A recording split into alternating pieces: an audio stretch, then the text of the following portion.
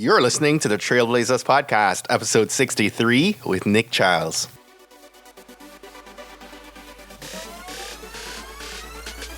You're listening to the Trailblazers podcast, where we will explore the stories of successful Black professionals. Join us as we highlight the knowledge, resources, and tools of these accomplished trailblazers to help provide the know-how, confidence, and motivation you need to blaze your trail. And now, here's your host, Stephen Hart.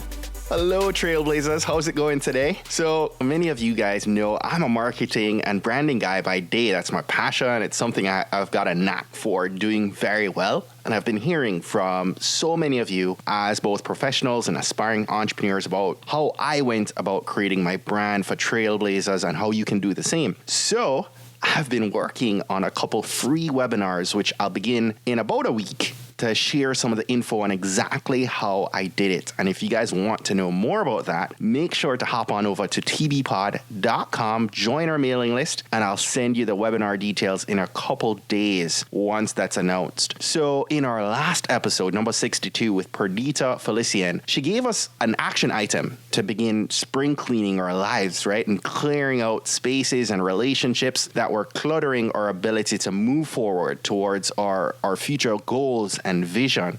And I can definitely say I've got some of that done this week, and it's as a result, I'm feeling really great today. And so, if you've heard Perdita's episode, I want to know, have you put some of that into action yourself? Hit me up on Twitter, let me know at TBPod. And if you hadn't had a chance, go back and hit play on episode 62 after you hear today's conversation, and make sure we discuss how that's helped. Listen, today's featured trailblazer is the award-winning journalist and best-selling author Nick Chiles. I'm going to tell you a little bit about Nick in a second, but please let me first share with you that today's episode of the Trailblazers podcast is being sponsored by the Campaign for Black Male Achievement. They're a national membership network that reminds us that there's no cavalry coming to save the day in our communities.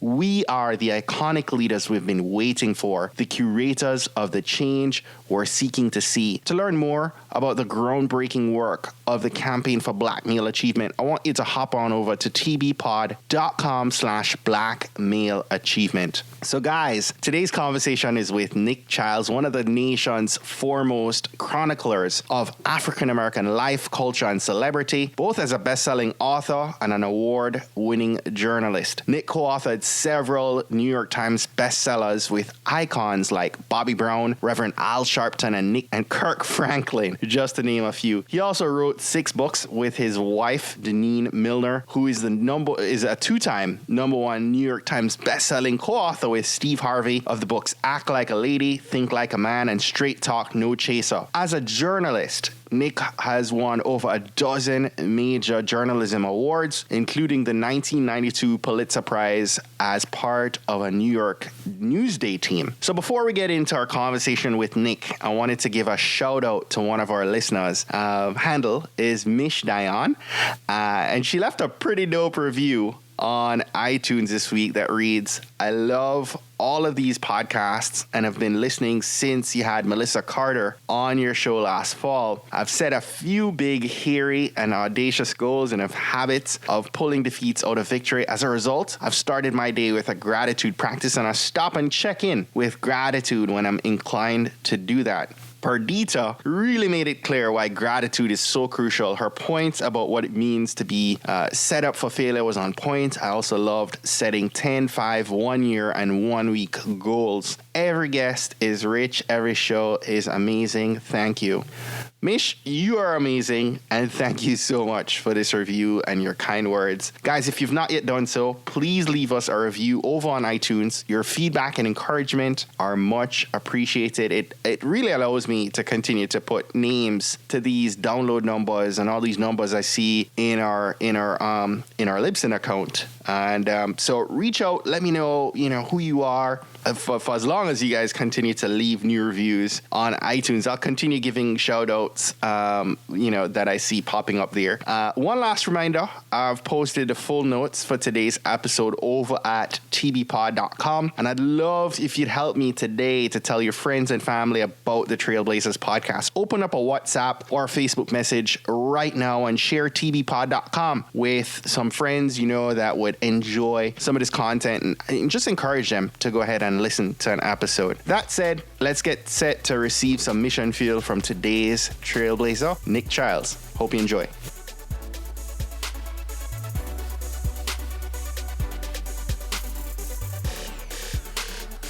Nick, welcome, and thanks for being our featured guest. Thank you. Good to be here.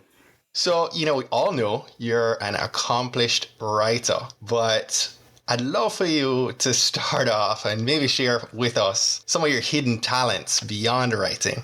That's a good one. I think I'm a pretty good artist, a visual artist. I did a lot when I was younger. I haven't done much in the last few years. It's one of those things that you imagine yourself going back to when you're retired and sitting on the porch of your luscious beach house overlooking the ocean and, painting that beautiful sunset over and over again. So wow, I'm holding that one out there, but it has the talent. Like my father who was a musician, was a great painter. And I think that the talent came to me and passed through me, and all of my children, my son and my two daughters are also very, very good artists. So there's kind of a family tradition that's going. Well, art came through, creative side came through in another way, right? Yes. Like you, my dad is also a creative who, by profession, he's a chef, but an amazing playwright, artist, decorator, just an amazing art mind, right. Creative. And I'm not one that would say I'm as skilled as he is in the kitchen, but my creative talents came through in other ways as well. Well, it's interesting that you talk about that, because for many years I assumed that my writing voice was something that I had developed, that had evolved over time with practice. I've been a journalist and a writer for more than 30 years. Right. But I had occasion to read something that my father had written maybe like 10 years ago, and I was stunned because the voice sounded like mine. Really? And I had never really, he's a musician who wrote all of his music, and the groups that he was in, he wrote most of their songs. So I grew up like watching him write, but I had never read really like kind of long prose that he had done. And it was stunning to me that all this time I thought it was my voice, and it was really, I'm just a conduit. And it was quite a revelation to understand how powerful is genetics and these things that pass through us, and make it kind of gives you pause about how you are just a conduit for a lot of different things that are coming through you from your ancestors and that are passing on to your children, your progeny. Right. And it's interesting you say that, as a musician, would you say that's maybe where you developed the talent to be able to tell good stories and be a good storyteller? Yeah, I'm sure that there's something there. I wasn't gifted with the music gene, but again, that passed through me because my older daughter is a very talented musician. But the storytelling, the creativity, the ability to use words to paint pictures, I think that definitely is something that came through him. I grew up watching him do it and started at an early age writing stories, and I think that's clearly where a lot of it comes from. Wow. I think I'm so at telling a great story, and I would say so because my wife is an amazing storyteller, and she has this great memory for remembering all things going back to maybe like 6 months old, knowing the paint on a wall in a house she hadn't been in since. Oh my God! Wow. And and she loves to hear a great story, but I just didn't pick that skill up. I'm curious to know, if you had it to do all over again, and you had this amazing career as a journalist and a writer, would you have taken a different academic path, or are you pretty satisfied right now with the route you followed? It's a great question. I mean, it's one that kind of gets reflected in the fact that my children are great writers. My older daughter is about to go to college. She's a high school senior now, and she wins writing contests all the time, but she's also interested in medicine. And we very actively encouraged the medicine and discouraged the writing. So I guess that's one way of saying that I in observing how our society has changed over the last 30 years, how my profession has changed, how the public perception of my profession has changed, I probably would not have chosen this career path if I knew then what I know now. I think that writers and the written word has been seriously devalued in our society, as basically now everybody in some ways feels that they're journalists and that they have a public that is just anxious to hear every little thing that they have to report on about their lives. Right. So I think that there is a much less respect for what I was taught to do as a journalist. That's very interesting. Nick, I'd love to, I was kind of hoping that you maybe would take us back with you for a moment and maybe take us back to a time where you really failed at something you were working on, right? And it was a complete mess. And I'd love for you to maybe share with us, how you handled that experience and the lessons that were learned from it. There was, I guess about 20 years ago, I was actively working for a newspaper in New Jersey, and I was covering a story that was continuing. It was the class of 2000. We had decided that we would follow the same group of kids, 8 kids from the city of Newark, New Jersey, and 8 kids from Livingston, New Jersey. And so Newark was a very gritty, troubled urban center in New Jersey, and Livingston was about 15 miles away and very wealthy. And so this was a way of us chronicling what was going on with adolescents kind of on the cusp of the new millennium. And so I would write about one story a week on one of these 16 kids. And it became interesting because I learned a lot of things about my profession in the process of this. I had already been a reporter for a decade or so when I started this story, but I already knew that there was a very big difference in how poor people interact with the media and how wealthier people do. And poor people are much more open. You go into a lot of kind of difficult urban neighborhoods, and people will very quickly tell you a lot of their business. You go into the suburbs and everybody's behind closed shades. Right. And so that was very much reflected in my reporting. I would follow these kids in Newark. And so these kids we started when they were in 8th grade, then they were in 9th, 10th, 11th. The idea was the class of 2000 graduating from high school in the year 2000. And so we saw them mature and evolve and get into all kinds of different scrapes. I saw a girl in Newark basically over the course of a week, like drop out of high school. And wow. one day she woke up and decided she didn't feel like going that day. Then the next day, because she had missed a couple of tests, she decided not to go. And then the next day, because she had been out 2 days, she knew it was going to be too tough. So she decided not to go. And so a week passed, and basically she realized that she was too far behind, and she decided not to go back. It was amazing to watch. It was like watching a car accident in slow motion.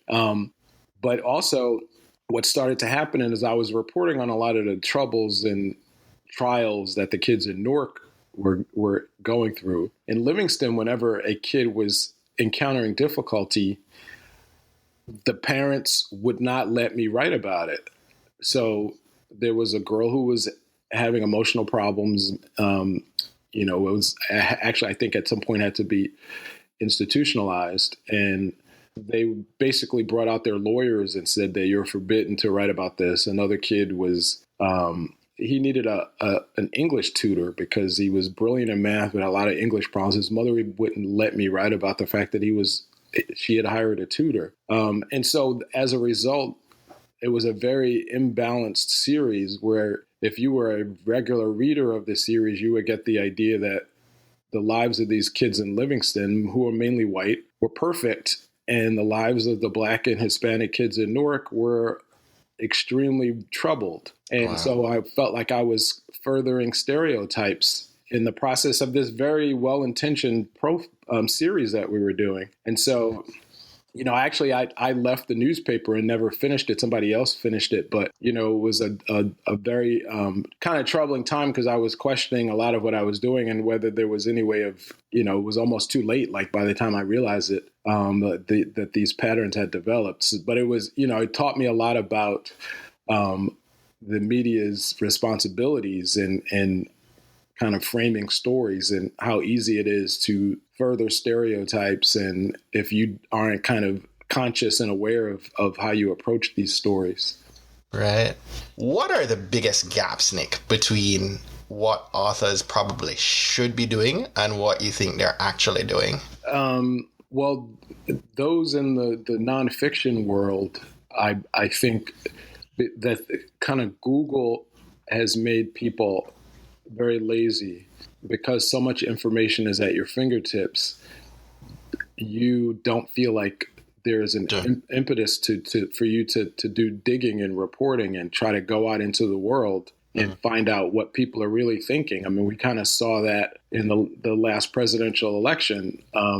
You know, there were too much reliance on polls and social media instead of really going out and talking to people. And so I think that therefore what happens as a result is that people become much too inwardly focused on kind of their conception of a story or important news is what is going on in their heads and their opinions about matters instead of kind of getting out in the world and interacting with people and living and kind of letting the world wash over you, and by osmosis kind of picking up a lot of strands of news and facts and interesting kind of tidbits that are going on in the world. I don't think that people are kind of interacting with the world enough before they kind of call themselves writers. I mean, there's so much that I've learned over the years just watching people, interacting with people,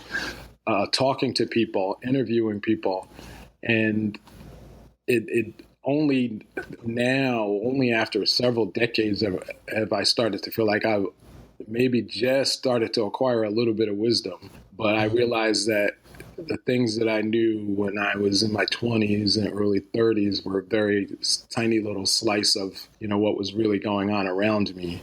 And for those who are writing fiction and telling stories, well, you should write as much as possible and revise and constantly go back and correct and improve. The first time that you write something down, the first sentence that you put down should never be the last time that you interact with that sentence. There are inevitably going to be different ways that you see of doing it the next time you sit down. I mean, in some ways, things that I write, you know, I feel like I'm never finished, but because I do it for a living, there's a point where I have to get up and walk away and hand it in, so I can get paid. But you know, there's just so many different ways of telling a story, and you know, I think that writers need to be as open as possible to trying and experimenting with different formats and different approaches, and also to and this goes back to kind of getting on in the world. You know, you're an observer. I mean, writers are kind of observing the world go by. It's interesting when people talk about our last president and they say that he had the temperament of a writer because kind of instead of being in the midst of things, he often seemed like he was kind of standing back and observing things. And that's kind of what writers do. And so I would encourage people to just kind of be more of an observer, like, you know, don't feel like it's your responsibility to immediately fire off like your opinion on every issue. It's okay to kind of sit back and observe and take things in and kind of let the wisdom come to you. Nick, beyond the accolades and the awards, which probably could fit in a book for you, how else has your career created value in your life? Well, it's an interesting question. I feel like if you can find some kind of synergy between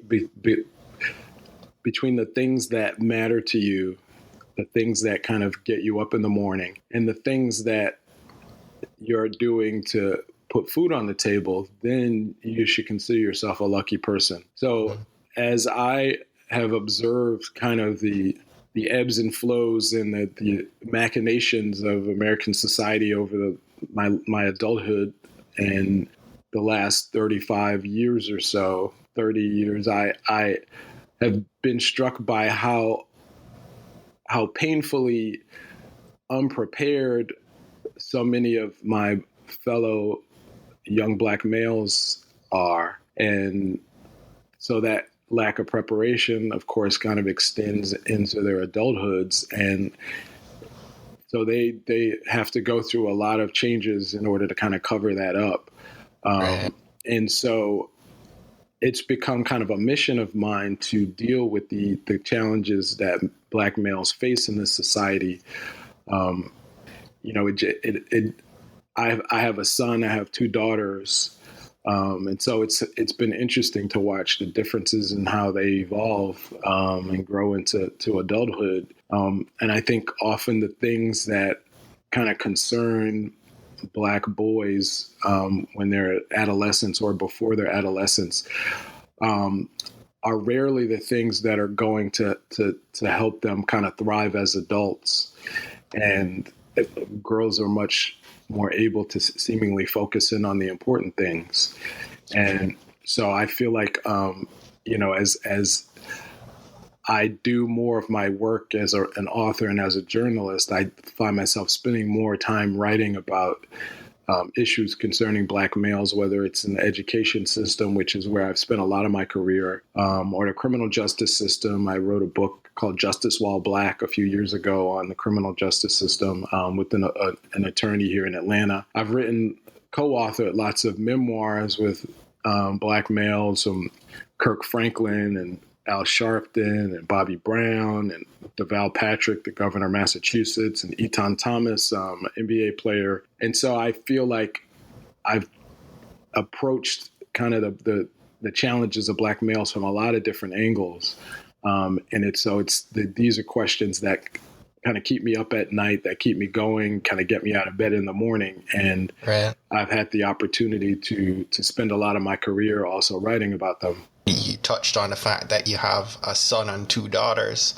Nick, I started this podcast in a large part because, I wanted my kids to be able to see and hear positive Black stories like yours, right? And know that they have value, right? I think there's so much in the media today that is negative, that is just put out there that they just don't see, positive, quote unquote, role models, right?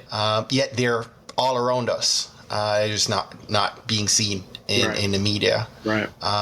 And as they get older, my hope is that some of what the energy I'm putting into this would be able to help them see something counter to what they may very well experience in society with all the racial tension that we have and that we experience, that we've become desensitized to in the Black community, right? Almost on a daily basis.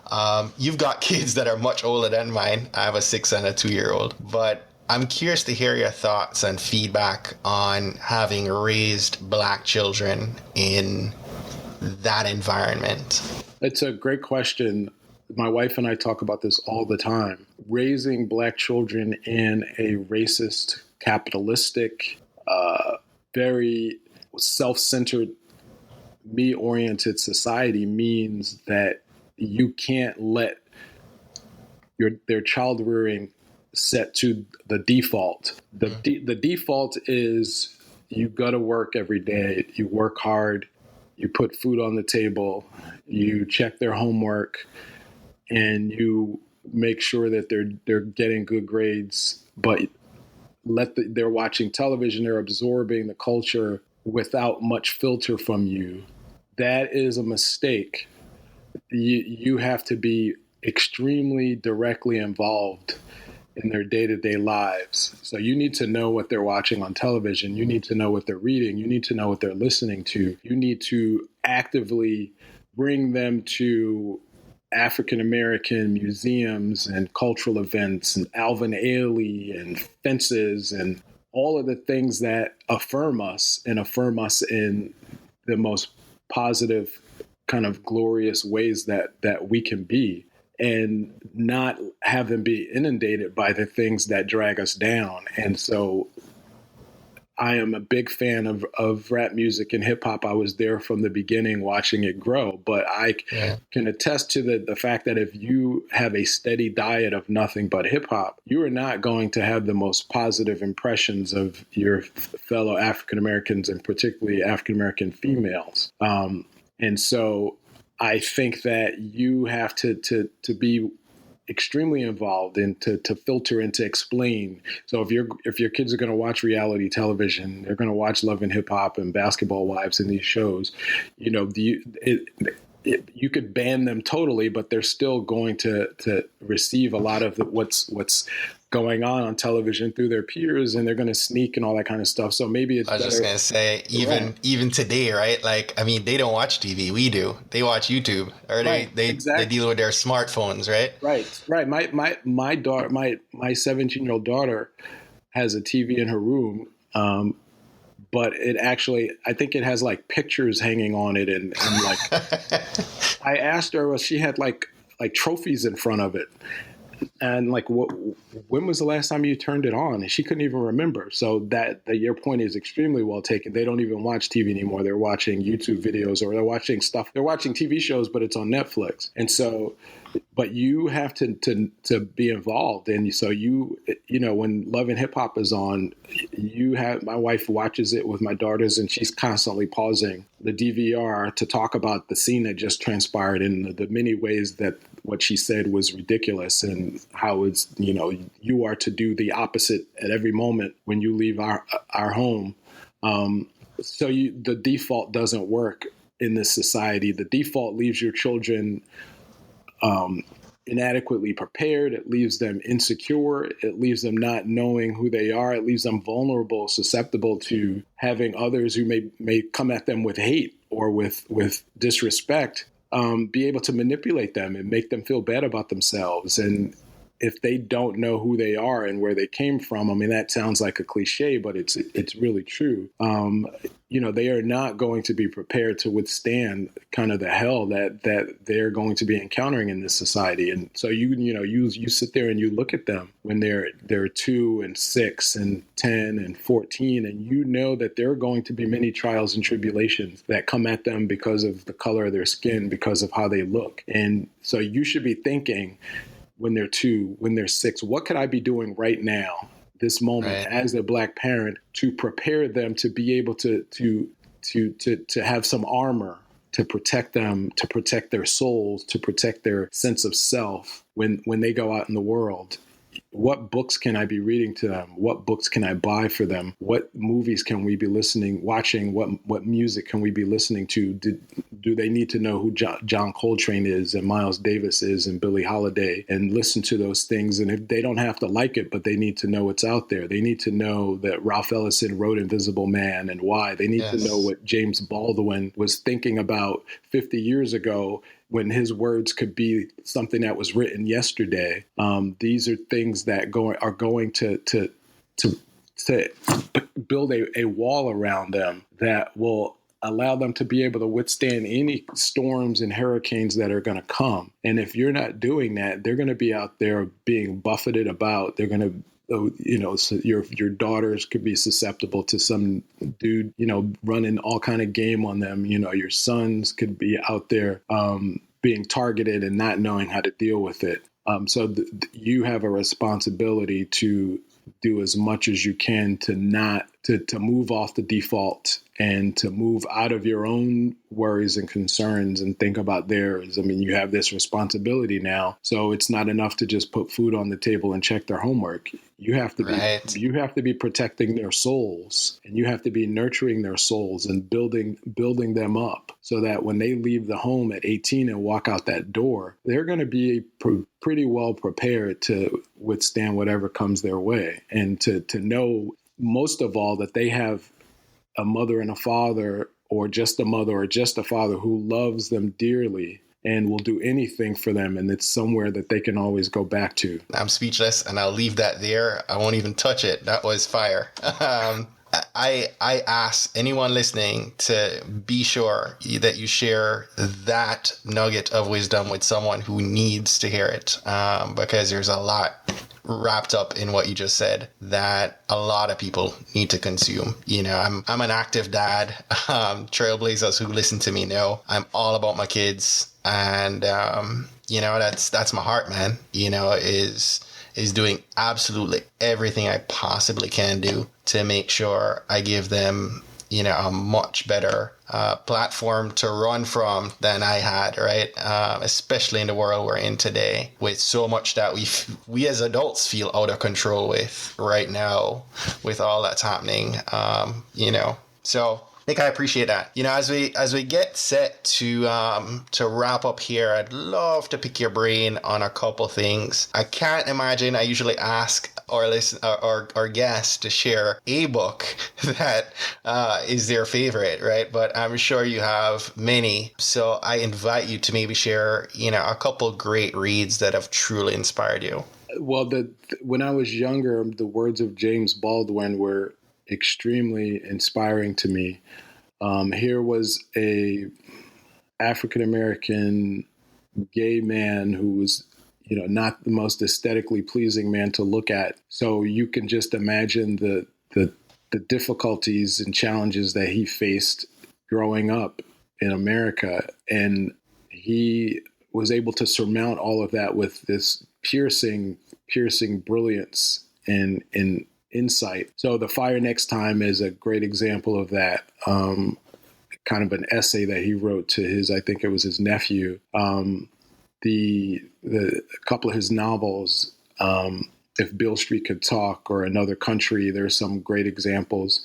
Of course, there's Malcolm X, which everybody has to read, black or white. It was the first time that I think I read someone who was, you know, he's been called this prince. I mean, there was just this strong and passionate self-confidence and love of his people that came through. And, you know, we should all have that love of each other and our people when we're adults. If we all carried that around with us, you know, our society and our community would look like a much different place.